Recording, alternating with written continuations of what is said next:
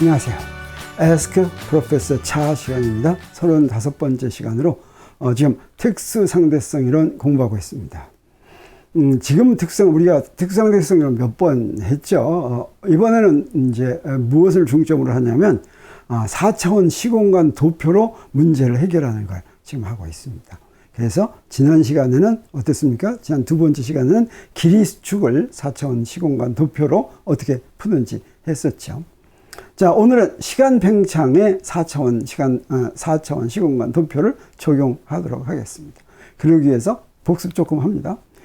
로렌츠 변환이 바로 특성대성 이론의 모든 것을 포함하고 있는 식이라고 했죠. 근데 로렌츠 변환은 갈릴레이 변환에서부터 왔었고, 갈릴레이 변환은 바로 뭐냐면 서로 등속도하는 기준계에서 A 기준계의 좌표와 B 기준계의 좌표를 서로 연결하는 거였고, 이것을 우리가 직관적으로 이해할 수가 있었습니다.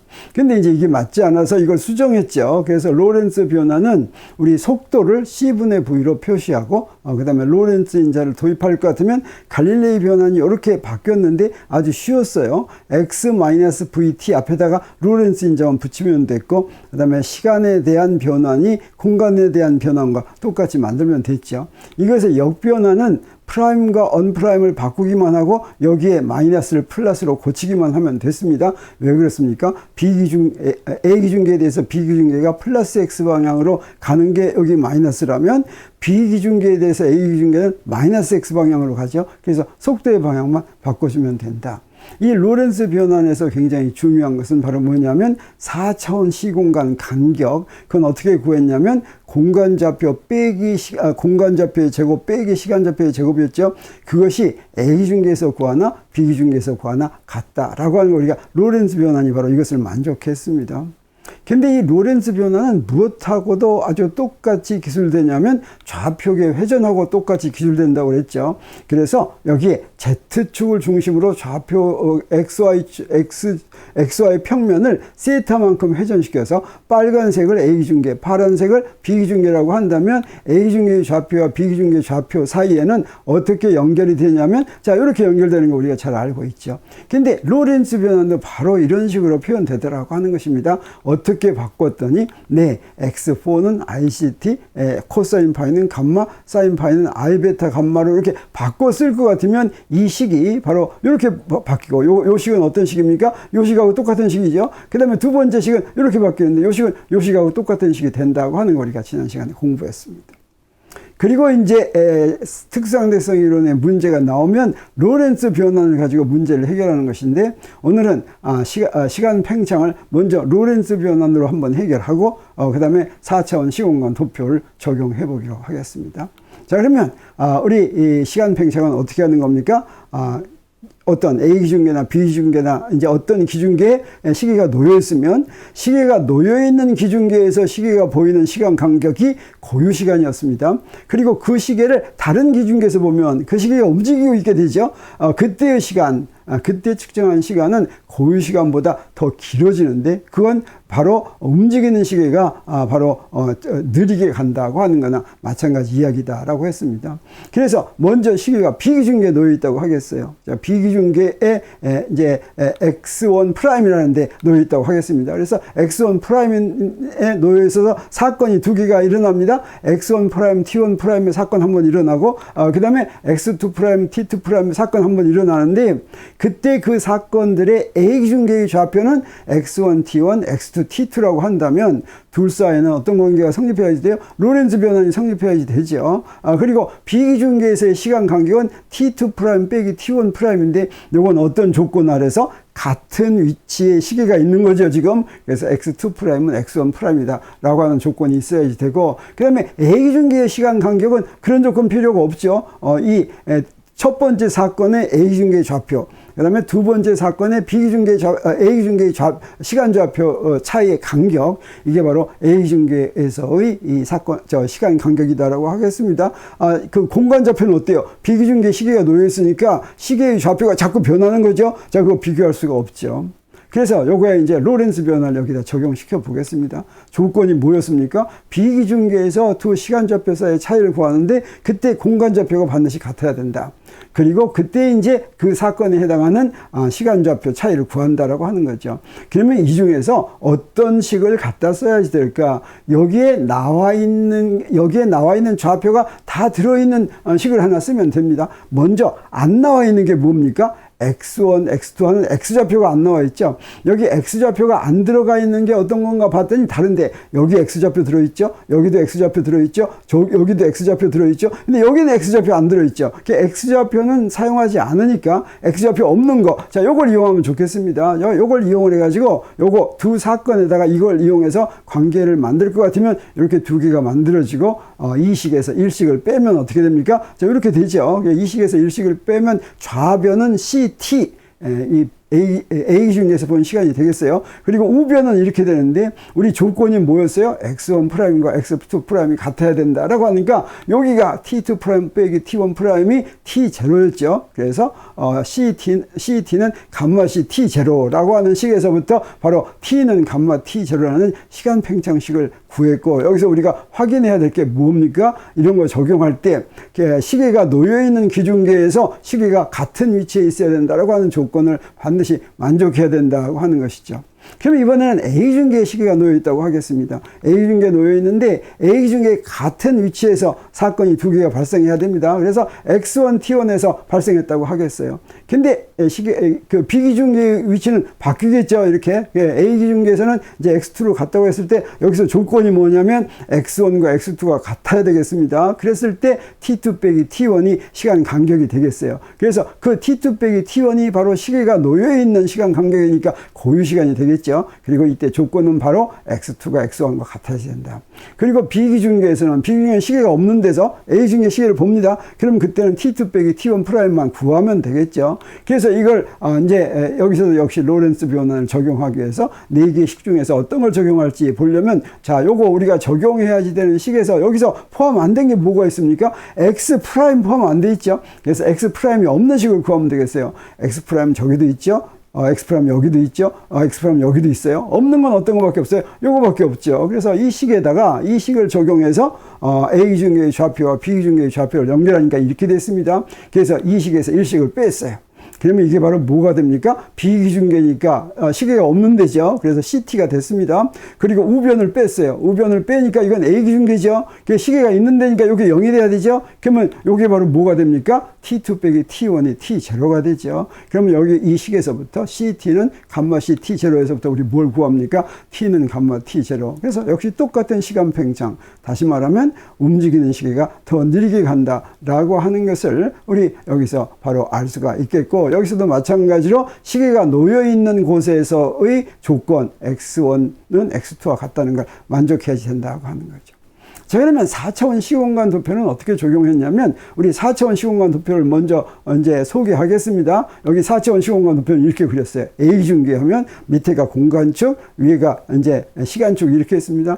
요 빨간 선은 어때요? 빛이 진행하는 선이었죠. 그 빛은 어떻습니까? 광속으로 가야 되니까 가운데를 이렇게 갔습니다. 자, 그리고 여기 P라는 사건이 있다면 P라는 사건의 X좌표는 어떻게 구했습니까? 시간축에 평행하게 그렸습니다. 그리고 T좌표는 어떻게 그렸어요? 공간축에 평행하게 그렸죠. 자, 그러면 비기준계는 어떻게 그려야 되겠습니까? 비기준계의 시간축은 비기준계 원점의 세계선이었어요. 근데 지금 비기준계가 A기준계에 대해서 플러스 X방향으로 가고 있으니까, 네, 이렇게 지금 이게 등속도 운동하는 거죠. 자, 이게 이제 시간축이고, 공간축도 우리 빛의 세계선이 똑같이 A기준계나 B기준계나 빛의 세계선은 안 바뀌죠. 그래서 안 바뀌도록 이렇게 그리기 위해서는 X' 기준계도 비기준계의 공간축도 안쪽으로 이렇게 가야 된다는 거 우리가 알았고, 이때 공간 좌표는 어떻게 구해요? 비기준계 시간축에 평행하게 이렇게 해서 여기 XP'이 됐습니다. 시간 좌표는 어떻게 해요? 공간축에 평행하게 이렇게 해서 CTP' 이렇게 됐죠.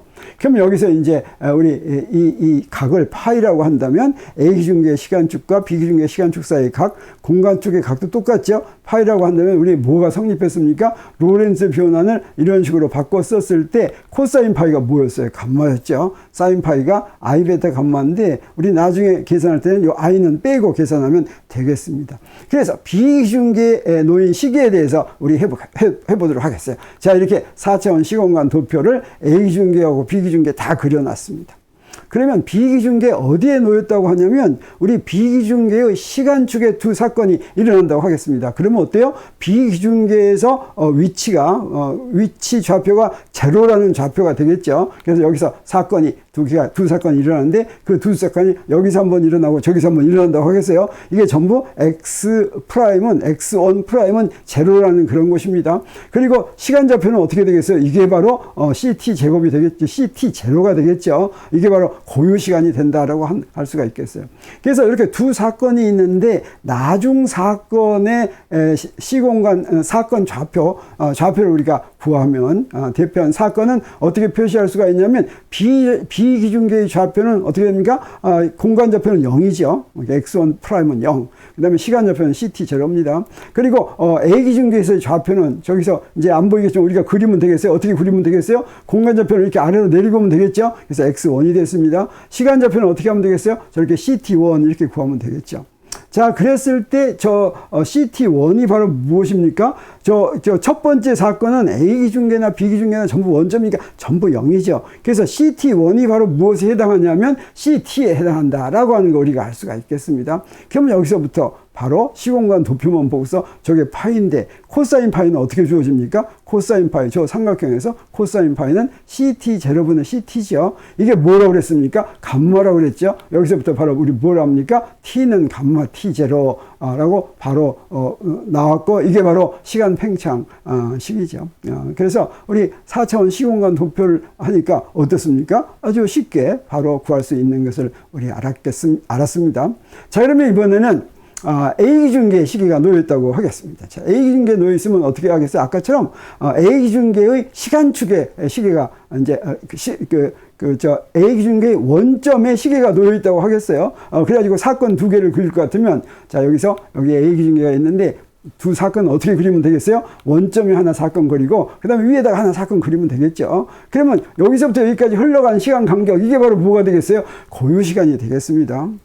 그리고 나중 시간에 대한 좌표는 나중 사건 두 번째 사건에 대한 좌표 이걸 대표하는 사건에 대한 좌표는 A 중계의 좌표는 원점에서 있었으니까 제로하고 CT 제로고 B 좌표는 어떻게 돼요? X1 프라임 CT1 프라임 이렇게 되는데 X1 프라임은 저 밑에다 그려야 되는데 여기 지금 장소가 없어서 못 그려요. 자, CT1 프라임을 구하려면 어떻게 하면 됩니까? 공간축에 평행하게 이렇게 그리면 되죠. 그래서 저기까지 CT1 프라임이 됐습니다. 그래서 우리 X1 프라임하고 CT1 프라임을 구하기 위해서 로렌츠 변환을 적용하면 이 두 개를 이용해서 적용하면 되죠. 똑같은 사건이니까 똑같은 사건. 그러면 X1 프라임은 어떻게 되겠어요? X1 프라임은 감마 X1인데 X1이 제로죠. 그 다음에 베타 CT1인데 CT1이 CT 제로죠. 그래서 X1 프라임은 마이너스 베타 CT 제로 이렇게 되는 거 알았어요. 그리고 CT1 프라임은 어떻게 됩니까? 감마 CT 제로 하고서 마이너스 베타 X1인데 X1이 0이니까 요거 CT1 프라임은 감마 CT 제로 이렇게 알았는데 비기준계에서 측정한 두 사건 저 CT1까지의 시간 간격 이게 바로 무엇입니까? 요게 시간 간격이니까 이게 바로 비기준계에서의 시간 간격이죠. 근데 요게 T라고 하는데 요걸 어디다 적용하냐면 여기다 이렇게 적용해 볼 것 같으면 요거 T1 프라임이 T니까 라지 T니까 뭘 구합니까? T는 감마 T0 이렇게 해서 시간 팽창식 바로 나왔죠. 근데 이거는 지금 4차원 시공간 도표를 이용해서 나온 게 아니라 지금 어떻게 해서 나왔습니까? 로렌츠 변환으로 나왔네요. 그래서 한번 4차원 시공간 도표를 계속 해보도록 하겠습니다. 자, 그러면 4차원 시공간 도표를 하기 위해서 먼저 저 점선으로 된 길이를 구해야 되겠어요. 이 점선으로 된 길이는 무엇과 같으냐면 먼저 아까 나중 사건을 나중 그 시간 그걸 대표한 사건이 A 좌표는 이렇게 됐고 B 좌표는 이렇게 됐는데 이랬을 때 X1 프라임이 어디냐면 X1 프라임을 그리려면 저 두 번째 사건에서부터 어떻게 해야 돼요? 공간축에 평행하게 그려야 되죠. 시간축에 평행하게 그려야 되죠. 그래서 시간축에 이렇게 평행하게 그리면 공간축하고 만나는 거, 이게 x1 프라임이 되는데 아까 x1 프라임 구해놨었습니다. x1 프라임이 바로 뭐였어요? 마이너스 베타 ct t 제로인데 지금 이 평행사변형에서 저 x1까지의 거리하고 여기에 두 번째 사건에서부터 여기까지 이 점선의 거리가 같죠. 그래서 이 거리를 뭐라고 놓을 수가 있냐면 감마 베타 ct 제로 이렇게 놓을 수가 있습니다. 그러면 우리 그 다음에 또 뭘 아냐면 저 CT1 프라임이 뭐라고 그랬어요? CT1 프라임이 여기 CT라고 그랬죠. CT. 그러면 여기서부터 우리 요 삼각형을 보겠습니다. 요 삼각형 보면 여기서 요 각이 바로 뭐가 되냐면 요게 파이가 되겠어요. 그래서 요 파이를 가지고 이 삼각형에다가 코사인 파이를 구하면 이때 요거 가지고 코사인 파이를 한번 구해 보겠습니다. 사인 파이를 구하겠어요. 어떻게 하기에 사인 파이 구하냐면 저 A 저기서 지금 저 A를 구하기 위해서 사인 파이를 할 것 같으면 사인 파이는 감마 베타 CT 제로분의 A는 사인 파이가 뭐라고 그랬습니까? 감마 베타라고 그랬죠. 그래서 여기서 우리가 A를 이렇게 딱 구해놨습니다. A는 감마 제곱 베타 제곱 CT 제로 이렇게 됐죠. 그래서 이렇게 구해놓고 이번에는 어떤 삼각형을 이용하냐면 요 삼각형을 이용하겠어요. 요 삼각형을 이용해서 코사인을 구하면 이 코사인 어떻게 구하는 거예요? 코사인은 CT분의 CT 제로 더하기 A죠. 이게 바로 코사인 파이니까 얼마입니까? 감마죠. 그래서 요걸 구하면 뭐가 되냐면 요 두 번째 하고 세 번째 여기서부터 CT0 더하기 A는 A가 여기서 구해놓은 거죠. A를 대입할 것 같으면 CT0로 잡아 빼고 1 더하기 감마 제곱 베타 제곱인데 감마 제곱이 바로 뭡니까? 1 마이너스 베타 제곱이 1 마이너스 베타 제곱분의 1이죠. 그래서 감마 제곱 대신에 1 마이너스 베타 제곱분의 1을 이렇게 썼습니다. 그리고 이걸 통분하겠어요. 통분하면 뭐가 됩니까? 1 마이너스 베타 제곱 더하기 베타 제곱 해가지고 1 마이너스 베타 제곱분의 1 이렇게 됐죠. 근데 1 마이너스 베타 제곱 이게 뭡니까? 이게 바로 감마 제곱이죠. 그래서 CT0 감마 제곱 이게 되는데 이게 뭐하고 같아요? 요놈 두 개 곱한 거. CT 감마하고 이렇게 같죠. 그래서 결국 우리 뭘 구했어요? T는 T0 감마. 즉, 시간 팽창식을 이렇게 구했죠. 그래서 시공간 도표로 구했는데, 좀 복잡하게 구했습니다. 근데 사실은, 이런 도표를 이용하니까 이렇게 하면 이렇게 좀 복잡하게 됩니다. 근데 4차원 시공간 도표를 어떻게도 그릴 수가 있냐면 이것은 A 기준계에 대해서 그렸어요. A 기준계에 대해서 B 기준계가 이제 플러스 X 방향으로 간다고 해서 그린 것인데 B 기준계에 대해서도 그릴 수가 있습니다. B 기준계 입장에서 그릴 것 같으면 B 기준계가 이제 이렇게 생겼다고 볼 수가 있겠죠. B 기준계가 이렇게 생겼어요. 그래서 시간축과 공간축이 있습니다. 그러면 A 기준계의 시간축은 어떻게 되겠어요? B 기준계에서 볼 때 A 기준계의 원점의 세계선이죠. 근데 A 기준계는 마이너스 X 방향으로 가죠. 그래서 A 기준계의 세계선은 어떻게 되냐면, 근데 요거 XP 프라임하고 요거, CP 프라임하고, 자, A 기준계의 세계선, 이렇게 되겠습니다. 이쪽으로, 파이만큼 이렇게 가는 게 되겠어요. 그래서 세계선을 구할 것 같으면 이렇게 시간축에 평행하게 XP, 그 다음에 공간축에 평행하게 CTP 이렇게 구할 수가 있는 것이고 여기서 여기에 파이가 되는데 이때 이 파이도 역시 코사인 파이는 감마, 사인 파이는 I 베타 감마, 탄젠트 파이는 I 베타가 만족한다고 하는 거죠. 그래서 이렇게 시공간 도표를 그려놓고 이용을 할 것 같으면 시간 팽창을 A 기준계 A 기준계의 정지에 있는 시계, A 기준계에 놓인 시계에 대한 시간 팽창 구할 때도 간단하게 구할 수가 있습니다. 그래서 한번 이렇게 해보겠어요. 자, 그래서 이제 B 기준계 입장에서 4차원 시공간 좌표를 그렸습니다. 그리고 A 기준계의 원점에서 발생한 두 사건은 어떻게 되겠습니까? 여기 하나 띵이 있고 여기 하나 띵이 있게 되겠죠. 그러면 여기서부터 여기까지의 거리, 이건 바로 뭐가 되겠어요? 이건 바로 시계가 놓인 데서의 시간 간격이니까 고유 시간이 되겠습니다. 그리고 이제 나중 시간을 대표한 사건은 뭐가 되겠어요? 나중 시간을 대표한 사건은 A 기준계에서는 제로 CT 제로고 B 기준계에서는 X1 프라임 CT1 프라임인데 요거는 이제 아주 쉽게 그릴 수가 있죠. X1 프라임하고 CT1 프라임은 어떻게 됩니까? CT1 프라임은 밑에 마이너스 CT1 프라임 좀 이렇게 됩니다. 근데 그건 우리 구하지 않아도 상관이 없겠어요. 왜 그러냐면 제로에서부터 CT1 프라임까지가 바로 B 기준계에서 구한 시간 간격이죠. 그게 바로 CT가 되겠습니다. 그래서 저기 삼각형이 있으니까 그 삼각형에서 코사인 파이를 구할 것 같으면 코사인 파이는 CT0분의 CT 이렇게 되죠. 이게 감마니까 여기서부터 뭘 구했습니까? 네, T는 감마 T0, 다시 말하면 시간 팽창식을 이제 바로 구할 수가 있었죠. 그래서 아까 두 번째 A중계를 기준으로 했을 때 A중계 시계가 놓여 있는 경우는 좀 복잡했지만 그때는 어떻게 그리면 좋냐면 B중계를 기준으로 4차원 시공간 도표를 이용할 것 같으면 아주 쉽게 시공간 도표를 이용해서 시간 팽창을 이제 알아낼 수가 있다고 하는 것이죠. 그래서 이런 식으로 4차원 시공간 도표를 이용해서 특수상대성 이론 문제, 어떤 문제든지 우리가 해결할 수가 있습니다. 이제 앞으로 지금 가장 기본적인 길이 수축하고 시간 팽창을 좀 자세하게 우리 공부했죠. 로렌츠 변환을 이용해서도 해보고 4차원 시공간 도표를 이용해서도 해보고 이거 두 개 비교하면서 이해하기 위해서 그렇게 했습니다. 왜 그러냐면 4차원 시공간 도표도 무엇을 기반으로 해서 그렸냐면 로렌츠 변환을 기반으로 해서 그렸기 때문입니다. 그래서 로렌츠 변환을 기반으로 해서 그린 4차원 시공간 도표의 성질을 잘 이해하면 우리가 특수상대성 이런 문제 풀 때 후다닥 풀 수가 있다고 하는 것이죠. 그래서 그런 문제들을 몇 번 더 한번 해보겠습니다. 오늘 강의는 여기서 마치겠습니다. 감사합니다.